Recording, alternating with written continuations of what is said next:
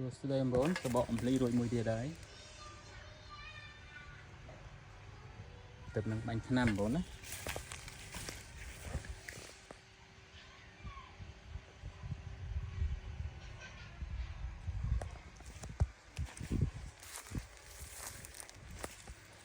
អានេះຂະຫນາດតែវា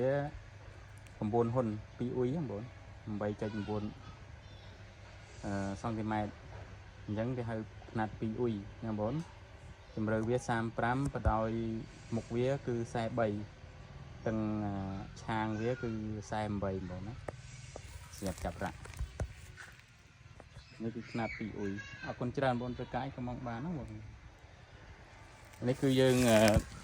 ព្រីនលើសបកតែម្ដងណាបងណាអត់មានបិទ sticker ទេនេះគឺ print លើសបកបាន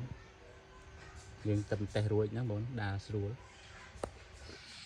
អរគុណច្រើនបងត្រូវកាយក៏មកបាន